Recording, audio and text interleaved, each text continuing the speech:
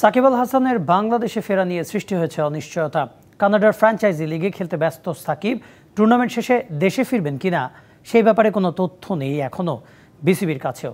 সদ্য সাবেক আওয়ামী লীগ সরকারের সংসদ সদস্য সাকিব আল হাসানের পাকিস্তান সফর নিয়েও তৈরি হয়েছে ধোঁয়াশা। সাকিব কি ফিরবেন? ফিরলেও পাকিস্তান সিরিজে থাকছেন কিনা তা নিয়ে আছে ধোঁয়াশা।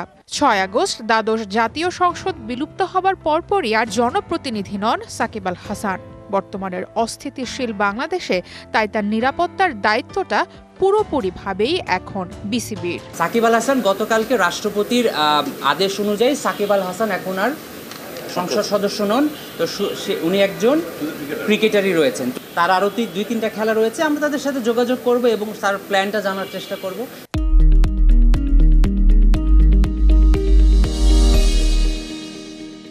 ছাত্র আন্দোলন বা সরকার পতনের পুরো সময়টা দেশের বাইরে ছিলেন সাকিব আল হাসান।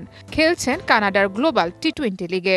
দেশের উত্তাল অবস্থায় তরুণদের এক সময়ের আইডলের নিশ্চুপ থাকাকে ভালোভাবে নেয়নি ছাত্র জনতা। মাঝে প্রবাসী বাংলাদেশের সাথে ঔদ্ধত্য আচরণের পর আরও বেশি তিরস্কৃত হয়েছেন এই সাবেক সাংসদ। সে কারণে সাকিবকে নিয়ে বেশ কিছু প্রশ্ন এখন বিসিবির সামনে। বাংলাদেশ ক্রিকেট বোর্ডের সিলেকশন প্যানেল এখন পর্যন্ত কিন্তু বাংলাদেশ পাকিস্তানের জন্য দল ঘোষণা করেনি। বাংলাদেশের জন্য যখন ওনারা দল ঘোষণা করবেন, সে যদি টিমে থাকে তখন একরকম, সে যদি টিমে না থাকে তখন তো তার এনওসিটা কাজে লাগছে না। সাকিব আল হাসানের 12 আগস্ট পর্যন্ত এনওসি আছে। 13 আগস্ট বিসিবিতে রিপোর্ট করার কথা রয়েছে তার। টি-20 বিশ্বকাপের পরপরই যুক্তরাষ্ট্র আর কানাডার 2টি ফ্র্যাঞ্চাইজি লিগে খেলছেন তিনি। সারা মাহবুব, ডিবিসি নিউজ ডেস্ক।